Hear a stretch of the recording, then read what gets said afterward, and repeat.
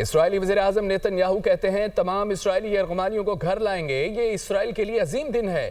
آج اجلاس بلا کر جنگ بندی معاہدے کی توثیق کرائی جائے گی۔ امریکی صدر ڈونلڈ ٹرمپ سے اسرائیلی وزیراعظم کا رابطہ ہوا۔ یرغمالیوں کی رہائی کے معاہدے پر دستخط ہونے پر ایک دوسرے کو مبارکباد دی۔ نیتن یاہو نے امریکی صدر کو اسرائیلی پارلیمنٹ سے خطاب کی دعوت دے دی۔ اسرائیلی وزیراعظم آفس کا بیان۔ اقوام متحدہ کے جنرل سیکرٹری انتونیو گوتریس کا غزہ جنگ بندی معاہدے کا خیر مقدم، کہا امریکہ، قطر، مصر اور ترکیہ کی سفارتی کوششوں کو سراہتا ہوں۔ فریقین معاہدے کی تمام شقوں پر مکمل طور پر عمل کریں۔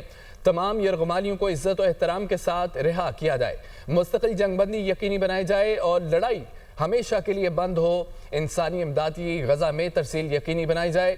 یہ اذیت ختم ہونی چاہیے۔ اقوام متحدہ اس معاہدے کے مکمل نفاذ میں تعاون کرے گا۔ بڑی خبر ہے، اسرائیلی وزیراعظم نیتن یاہو کہتے ہیں کہ تمام اسرائیلی یرغمالیوں کو گھر لائیں گے۔ یہ اسرائیل کے لیے عظیم دن ہے۔ آج اجلاس بلا کر جنگ بندی معاہدے کی توثیق کرائی جائے گی۔ امریکی صدر ڈونلڈ ٹرمپ سے اسرائیلی وزیراعظم کا ٹیلی فونک رابطہ ہوا۔ یرغمالیوں کی رہائی کے معاہدے پر دستخط ہونے پر ایک دوسرے کو مبارکباد دی۔ نیتن یاہو نے امریکی صدر کو اسرائیلی پارلیمنٹ سے خطاب کی دعوت بھی دے دی۔